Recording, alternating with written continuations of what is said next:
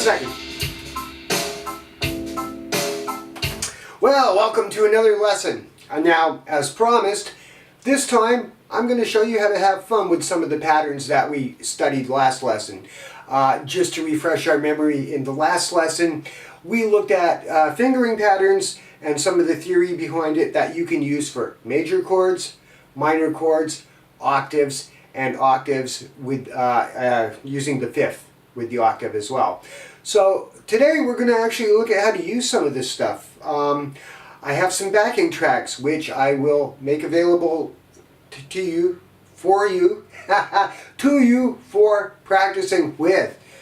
I've been shooting a lot of these videos, man, just, you know, it gets hard to talk after a while, so bear with me. So this first one is going to use minor chords. It's going to have 2 bars of A minor, so 2 4 counts of A minor, followed by D minor, and is it E minor or is it E major? No, it's E minor. They're all minor chords. So A minor, D minor, and E minor. And for all of the backing tracks I send you and all of the examples I show you in this video, I'm going to make the form of the song available also to you. I'll send it to you as a Word document with the chords printed out, and I would advise you, at least in the beginning, to print them out and have them in front of you when you're practicing so you can follow the form of the recording. After a while you'll probably know it well enough you won't need to look at them anymore, but I think that you'll find it helpful in the beginning so you don't get lost. So let's talk about the first example. It's all minor patterns, all minor chords. The first chord is A minor. So the notes we need, and I went into the theory and the structure last video, so I'm not going to bother with any of that this time. We're going to need an A note, a C note, and an E note. As we discussed last time, you can find those notes anywhere all up and down the fretboard.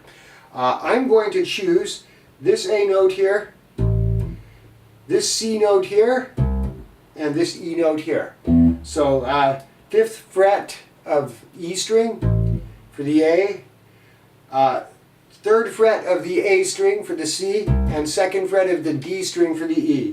I'm going to use my pinky on A, my 2nd finger on C, and my 1st finger on E. So there's my A minor triad.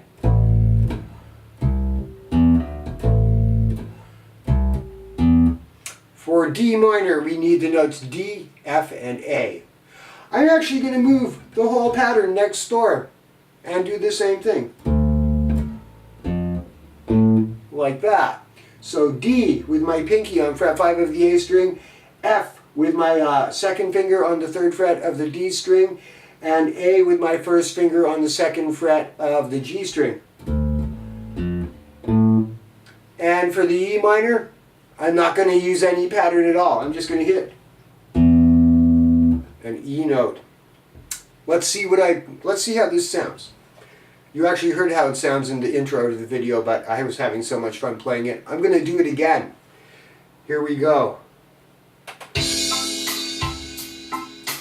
I specifically chose one with a reggae beat. I knew you would like that. Ready? Here we go.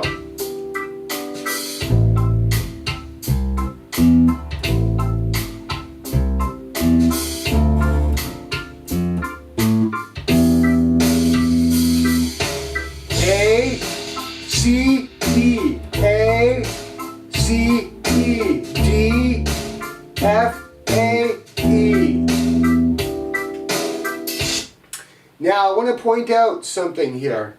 When I'm doing some of these notes, for instance, when I'm hitting the A note with my pinky, I'm kind of using the rest of my fingers to cup the rest of the strings. This deadens them and cuts it off. It also gives my hand a little bit more control over what I'm doing.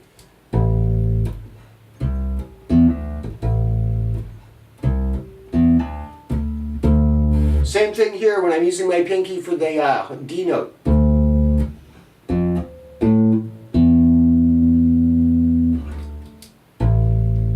Bass players call this the cup. You can get a lot of control, especially if you're just hitting one note.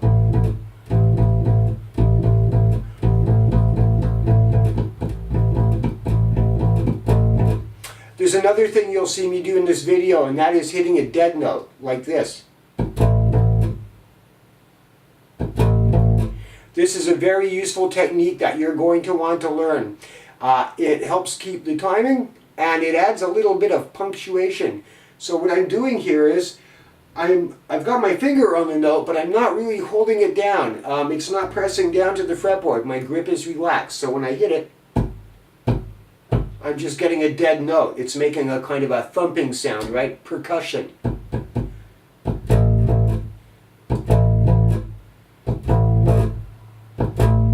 You're going to hear this in bass parts for virtually every style of music and probably every song you ever hear.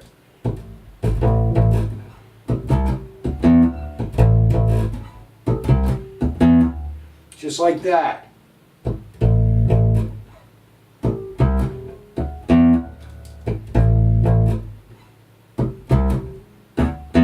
You can do it anywhere, and it always sounds good. And you know what? Best of all, it's fun.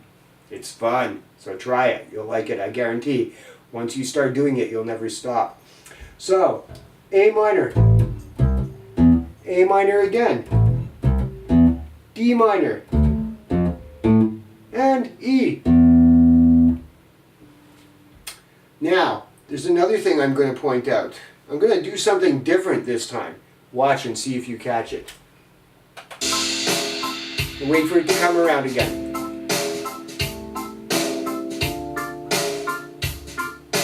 Here it comes.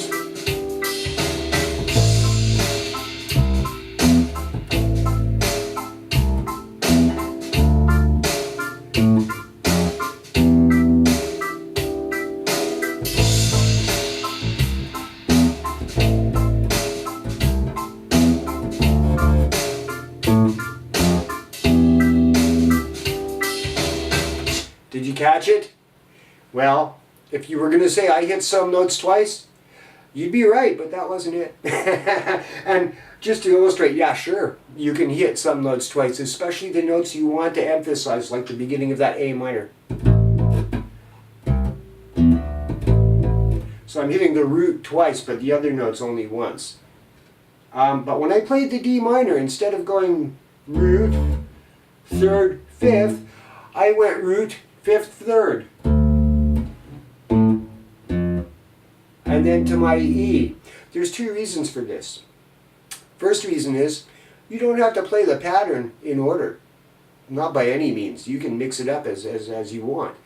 And very often it makes sense to mix it up depending on what the next chord is. In this case, I started with D. I went to A instead of F. Then I went backwards to F, because the next note is right below the F on the E. So it sounds good going from F to E, right? Let's try it again.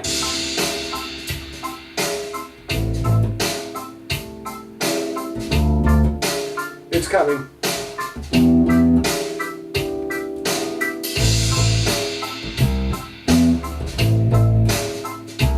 Here it is. A, F, E.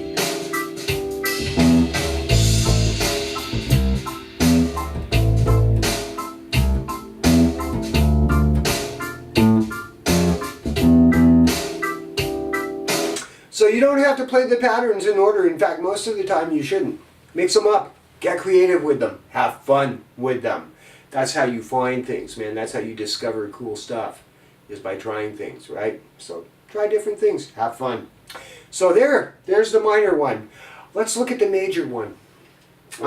For the major patterns, I have chosen a 12-bar blues form. Now, I probably at some point will do a whole separate lesson on blues. 12-bar blues has a very specific form, and even though a lot of blues songs will vary from the form at one point or another just to make it more interesting, the majority of them stick pretty strictly to it. Like the other examples here, I will give you the backing track. I'll also write out the form for you. I'm just going to tell you what it is right now.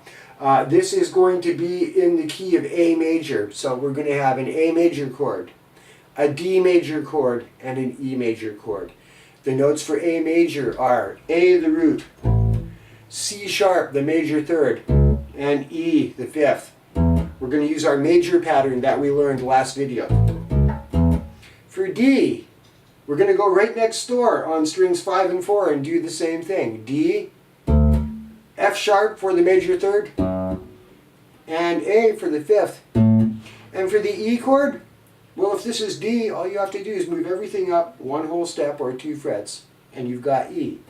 E, the third is G sharp, and the fifth is B. Like that. So, let's give this one a try. There's a little introduction before they start the proper form here, where the guy just plays a bar of E, a bar of D, and a bar of A, and then there's a little break where he counts you in. When they do the little intro, I'm just going to play the root. They're going to start on E, go to D, and then go to A. And playing the root is something that bass players do a lot of, so you should practice doing that sometimes too. It takes a lot of skill to get feeling out of one note over and over. It's harder than you might think it is.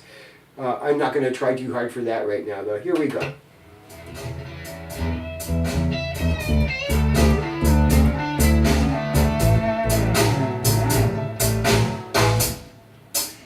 Here we go.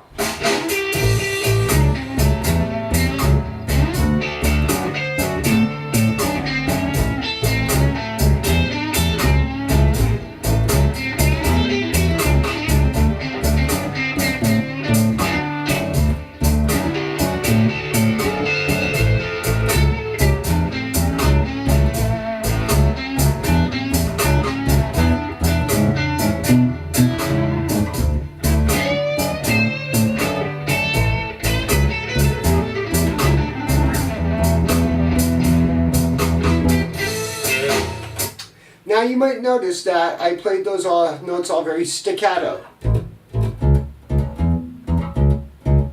cutting them all short. You also want to practice playing them long, legato.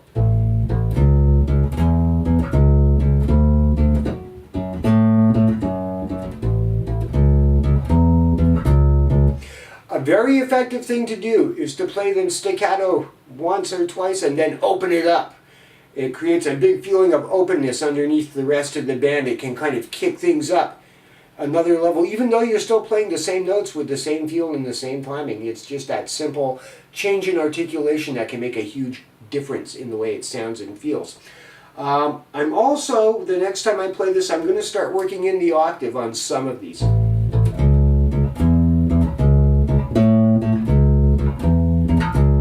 On the chords that repeat twice, there's time to do it. So what I just did there is on the A, I did root, third, fifth, third. Then I went, instead of back to this root, I went to the next highest octave, right? Up here. Root, third, fifth, third. So like that.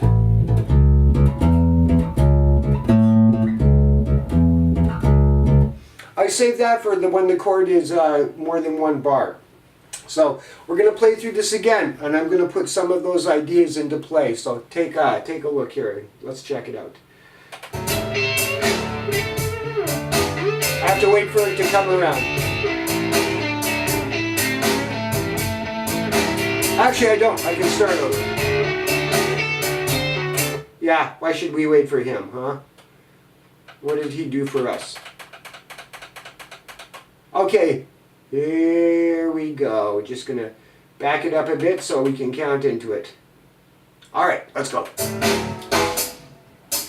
3, 4.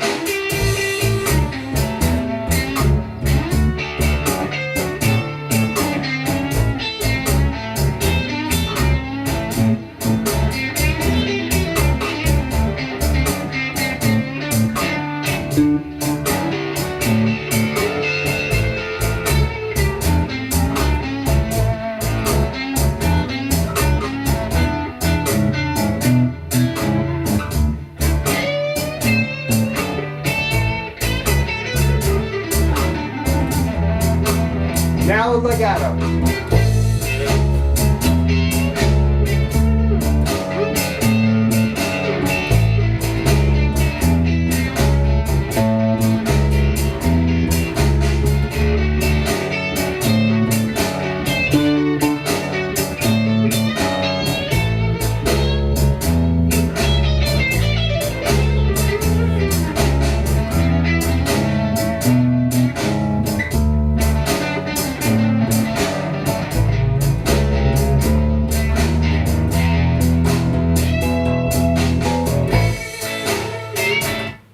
So see what a big difference it made just opening it up.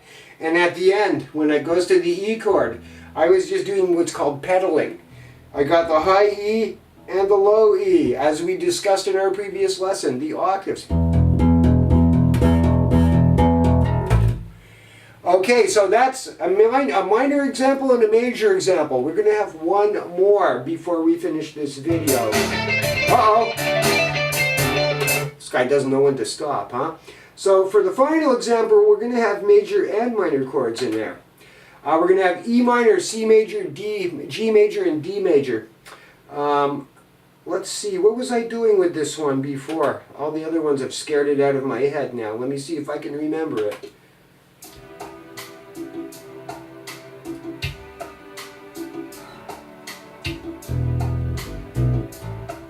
Oh, I think I remember it. No, apparently I don't. I'll just try again.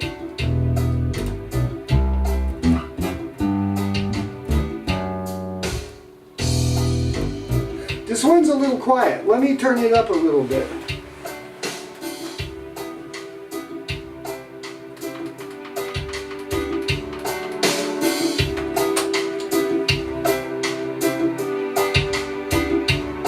Okay, I'm going to start this over again. Once again, the chords are E minor, C, G, and D major chords. Here we go.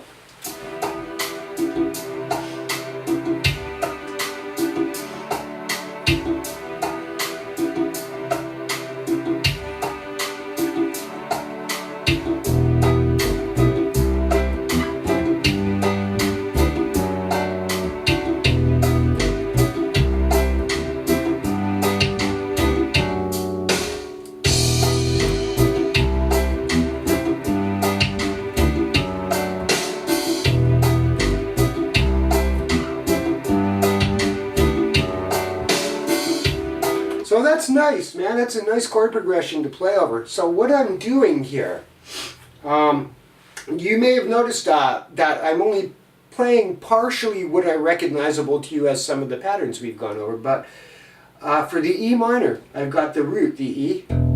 I've got the minor third, the G. And I've got the fifth, the B. And this leads me into the next chord, the C.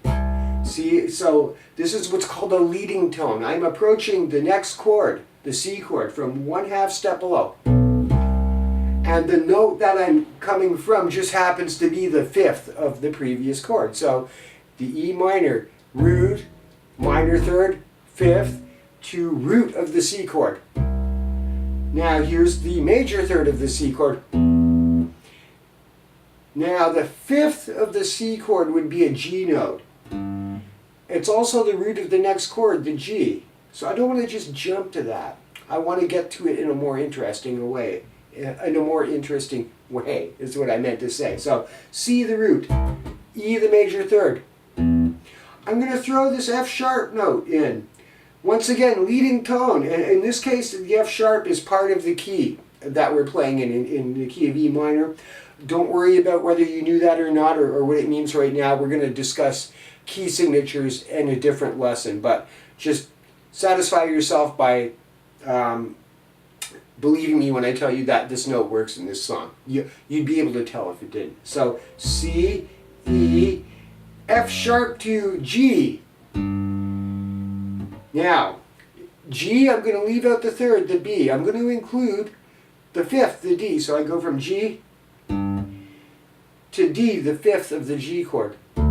It's also the root of the next chord, the D chord, but instead of landing on the obvious note, the D chord, the root, I'm going to land on that F sharp again, because that's the major third in a D chord. So you see how knowing your theory can come in handy. So now, instead of having a bass line that would sound like,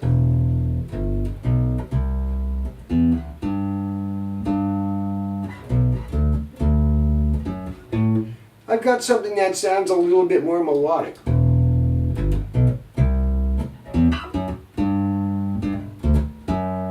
In case you want to try this, the fingering I'm using is open E, second finger on the G note at fret 3 on the E string, first finger on the B note on fret 2 of the A string, second finger on the C note at fret 3 on the A string.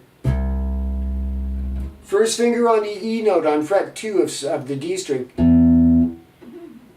Slide it up. So you're on fret 4 for the F sharp, still on the D string. Third finger on the G note on fret 5 of the D string. Hit it again. Go next door to fret 5 of the A string for a D note with your second finger. And end with your first finger back on that F sharp note on fret 4 of the D string.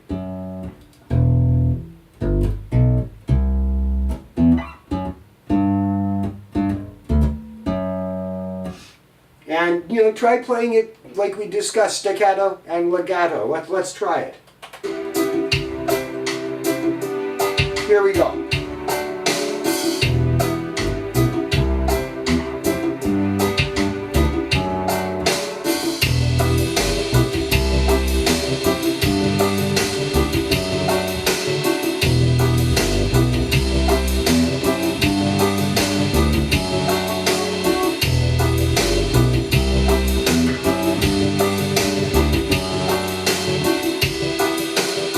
So there you have it. You have some major patterns, you have some minor patterns, you have some mixed patterns, you have some backing tracks to practice to, you have some chord progressions, you have some theory, you have some concepts. So have fun with that. I had fun doing it. Now, you know, the thing is, you need to stop watching me right now, turn off the video, and go practice, because this stuff isn't going to learn itself, right? Can you do this yet? No? Then you need to be practicing, and I mean right now. So go practice. Go have fun. This is fun, right? This is fun. This is more fun than the last lesson. This is where we get to have fun with all the stuff we learned in the last lesson. So go have fun. Go practice. I'll see you next time.